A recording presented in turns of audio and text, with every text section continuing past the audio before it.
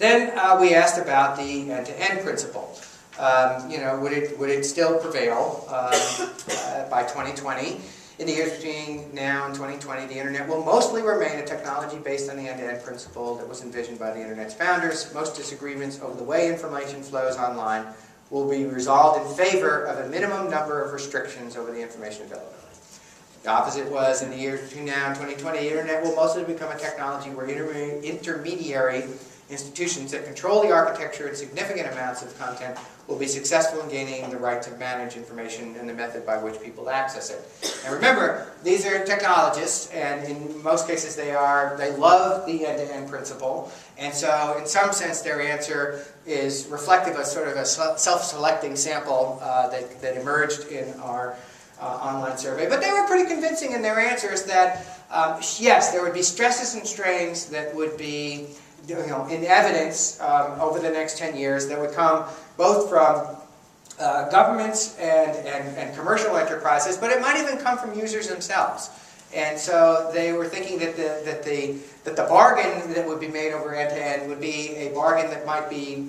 hammered out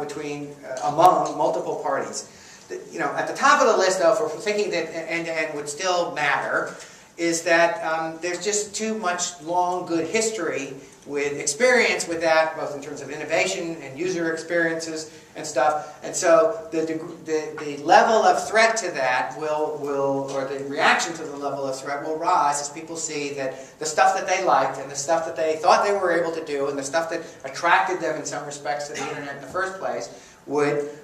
might be compromised.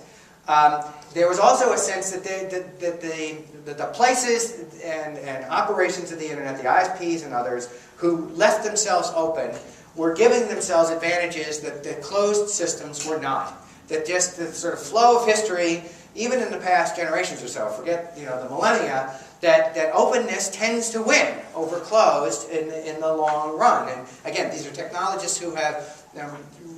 deeply supported the principle as it's articulated, and so I think they are hoping that this will be the case as much as they are using their own best sort of analytical judgment on this. And that's what came out, even people who said that there will be shutdowns, that there will be intermediaries getting in between end users, that those forces were rising and they weren't happy about it and they would fight against it, but that might be a reality.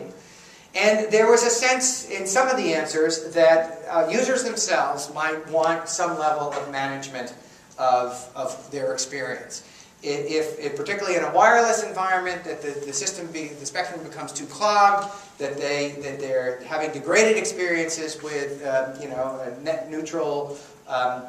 end-to-end principle, that users themselves might sort of say, we're willing to pay the price for higher service, but we're also, if we pay for higher service, we will want some level of management and quality of service agreements that would put intermediaries between those who are on end-to-end.